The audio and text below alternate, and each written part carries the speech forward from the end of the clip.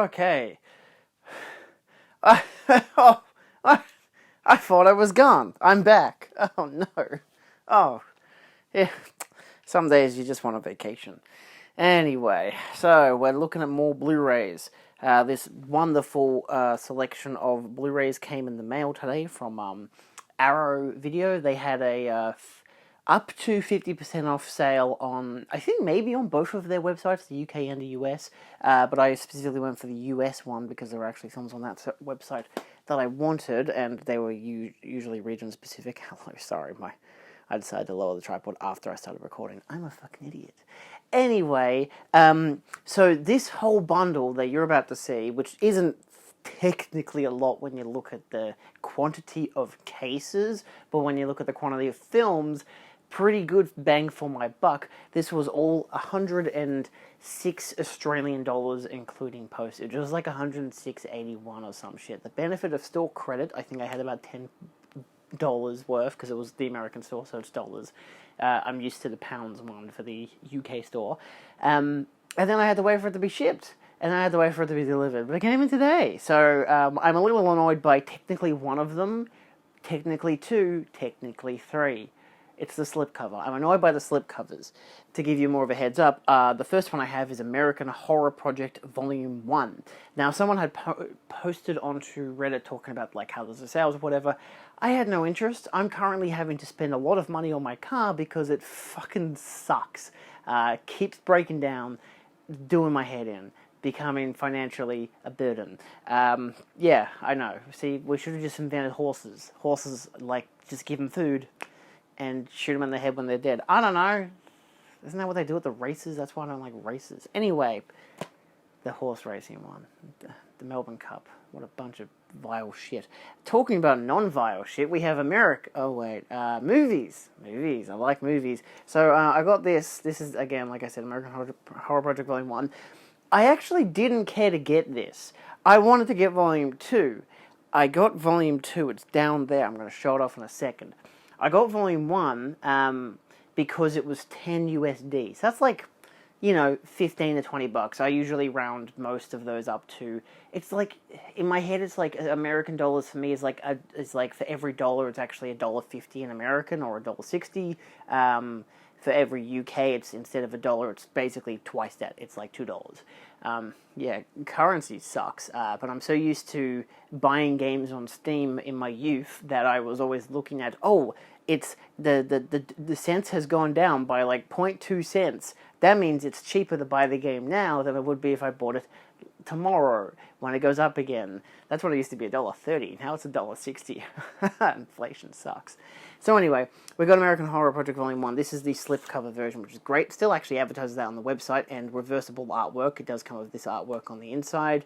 But this is the original 3 posters, which is nice that they actually have that in the weird color grade that matches the set. Even the spine actually has that same 3 thingy in the spine on this one. Would just show you the guy's face. There you go. See how the spines are different? I'm hoping that, I know it's not, it's getting there. Yeah, it's focusing, look at that. Crazy, isn't it? Of course, sorry, it does still have the title on both. I have seen one of these films. My mates Phil and Katie actually had it, when was it? It was about maybe 2 months ago. I was at the Cinemaniacs for the Evita screening, and Phil and Caitlin were there, but they left after, I think during the screening. They don't like some musicals, it's fine, whatever. They left. My friend Natalie, who I did an interview with, Natalie Papik, she had a Blu-ray, which was, of the 3 of these, The Witch Who Came From the Sea. Phil and Katie had bought the original version of this, which came as a 3 individual cases, whatever, or they just got the film separately. I can't remember, I think they bought it as a 3-pack, probably came with a booklet as well, back when it wasn't just this version. So Natalie was like, oh damn, I was hoping to give them back their Blu-ray, and I was like, well, I live 20 minutes from them, I'll take it off your hands, I'll watch it, and then I'll give it back to them. So I did that. Great idea. But this, of course, as it says there, it is Region A. These are all Region A because they're the American releases. It comes with Malatestas, Carnival of Blood, The Witch Who Came From the Sea, and The Premonition. Noteworthy to say, at least because I've seen The Witch Who Came From the Sea, there is no witch in that movie. There is no, there is a sea, technically. They do live by the ocean and whatever, but the witch is a metaphor. they reference it one time because it's like they have the portrait of Venus and like, oh, it's actually the witch and she comes from the sea. But it's like, is this guy lying to this girl? I don't know. It's a fucking mental film. I highly recommend it. It's very weird. But nevertheless, you get 2K restorations for all three of them. Which You Came From the Sea is a pretty beat-up print, but it looks decent enough for a mid-70s film. They're all pretty short in runtime, 74 minutes, 88 minutes, and 93 minutes, respectively. All with mono audio, which is nice and not rated for the whatever. And yeah, so you do get, obviously, the original posters, which is great. Awesome looking posters. I love that you can get them separate, like they do that, and then you get disc artwork, which all has specific disc artwork for each film, which is nice. So yeah, not too bad. You get a good selection of special features. The Which You Came From the Sea comes with a making of documentary, which is really fun, as well as an archival featurette comprising of interviews of some of the cast. Yeah, there's a bunch of commentaries and interviews and stuff, so I highly recommend it. That's number one, and that was $10 USD, and obviously Americans know that that's a bloody bargain. It really is a bargain when it comes down to 3 films for $10. Like, for me, that's like $20, but that's still 3 films for $20 is pretty good. Now, this is the same thing. This is Volume 2. Volume 2 did not come with a slipcover. Fuck. Ironically, the artwork when I looked on the website, because the sale is still on, but the American Horror Project Volume 1 is out of stock now, probably out of print, obviously because it was so goddamn cheap. It was whatever. This was 25 USD. The next one was also 25 USD, so rough, and then minus $10 for, whatever for the voucher I had. So I kind of got the Volume 1 for free when you think about it, because I had the $10 voucher, plus there was shipping, which again made it $106 or whatever. This is number 2. I wish it came with a sleeve. That's why I'm annoyed by it, because it didn't come with a slip, so it doesn't match in terms of the set, but of course you can still have the reversible artwork. You get Dream No Evil, Dark August, and The Child, and of course it still has your American Project Volume 2 of its artwork, which is nice. Like, it's still, that was the main artwork for the set. It's the exact same as the one I just showed you. I've just gone with the original 3 posters for this one instead. Now, initially I wasn't going to get this one. It's weird to me, because it's like, I got the first one because it was cheaper, and I got this one because it has a film from 1977. For some people who know me, it's my favourite year in cinema. I'm going hell and high water to get every single film I can find from 1977. I don't know why. I just have a lot of films from that year that I absolutely adore, and I've just collectively gotten more films that came out that year. There's even a new imprint set that was just announced today, a Tales from Adventure set, which comes with a film from 1977. It's like, oh shit, yeah. It's several films. There's 3 Tales of Adventures, keen as shit for them. So anyway, you get your set. I don't know which one was from 1977, annoyingly. Oh, actually, it will tell me. Paranoia? No, Panorama Films. Okay, so The Child. It's The Child. Of course it's The Child. Why wouldn't it be? And they come with us a good selection of stuff. Actually, The Child has 2 different presentations. You get 137:1 and 185:1 in terms of aspect ratio, which is nice. Audio commentary, a video appreciation by Stephen Thrower. He's on a lot of these 2 releases. Yeah, they've actually got original press booklet as a BD-ROM content, which is curious. Obviously, I'd need to have something I could play that. I think I'd need to use my external Blu-ray disc reader, and I could probably use that, but I don't really know if I care to look at it. I don't know, who cares? Again, Dark August, which has a video appreciation again by Stephen Thrower, some interviews with people, a lot of interviews. Actually, they all have the original. Okay, no, the first one doesn't have. I'm reading this all backwards. I apologize. They're all 2K restorations, mono audio, but ton of special features, which is always great. I like the first one. Dream No Evil has an audio commentary with Kat Ellinger, nice, and Sam Degan, and Hollywood After Dark, the early films of John Hayes from 1957 to 1971, which again is a video essay by Stephen Thrower.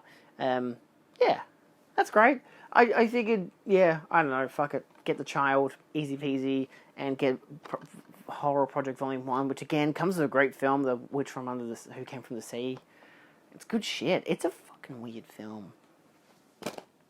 But that was kind of what I was looking at, because I looked at some reviews on Letterboxd, and I know someone who's actually watched basically every single one of these, and they were saying, like, they're all kind of that, mid to late 70s vibe of just kind of maybe the screenwriter was stoned the whole time and just writing some weird bloody shit. All like low budget in the country kind of weird films like Let's Scare Jessica to Death. And I really like that vibe. Like, it's a real vibe to get into. Like, if you've never experienced that kind of film before, then it's very weird to watch. But it's very good. They will say that they're horror films. It's more a mood than a scare fest. So, because again, horror is such a vague and yet broad genre.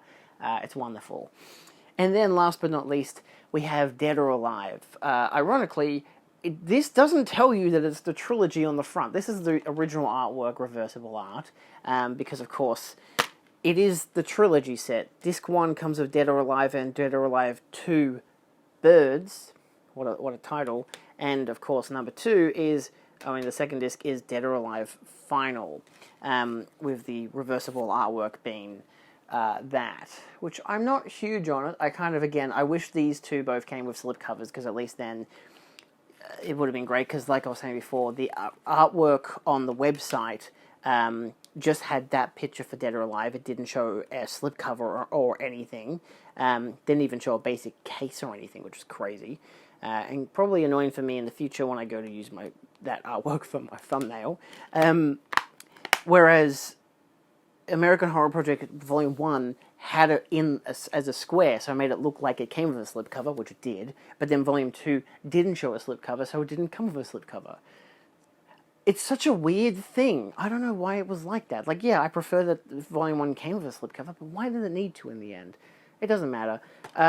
Dead or Alive, is there anything of interest to say about these? They're all Takashi Miike films. I've never seen any of them. You get varying runtimes, 105 minutes, 97 minutes, and 89 minutes, all again region A. Yeah, they're all high-definition transfers, uncompressed stereo, optional language subtitles, bunch of interviews with some of the actors, new audio commentary on the first film by Miike biographer Tom Mez, archival interviews, archival making of featurettes for Dead or Alive 2 and Dead or Alive Final, and then theatrical trailers and reversible artwork. So, yeah. I don't know. I like Takashi Miike films. He's made so many, and I've only watched, 2 or 3. I have a lot of his films, and by a lot, that's maybe 6 or 7, now 3 more. But yeah, as a formative roundup, this was what I got. So it's 9 films for $106, which is roughly $12 to $14 a film, which is pretty good in the end. Especially because they're all, with special features. None of them are standard basic releases. They all get their own discs, except for Dead or Alive, which has 2 films on 1 disc, which is interesting, but I imagine it's because the third disc probably has all the interviews and the featurettes and whatever, with only the commentary on disc 1, so, that would make sense, but they don't stipulate it all. So, yeah. It's, again, not a heavy purchase week, and I purchased this about 2 weeks ago before my car cocked it for the 3rd time. So, I'm not expecting to buy any more Blu-rays for the foreseeable future. And also because I kind of looked at the shelf and realized I've got a bit of a problem. And now the bit of the problem thing is I was talking to my mates about how many Blu-rays I had, and I've got the Blu-ray.com app, the My Movies app that I use to scan all of them in. And there's over 800 movies, over 800 Blu-rays I haven't watched. And now this is a bit of a tricky one because some of these are box sets, like Nightmare on Elm Street will be 1 barcode for 7 films. Then you'll get, and I've seen all of those, but that's my point.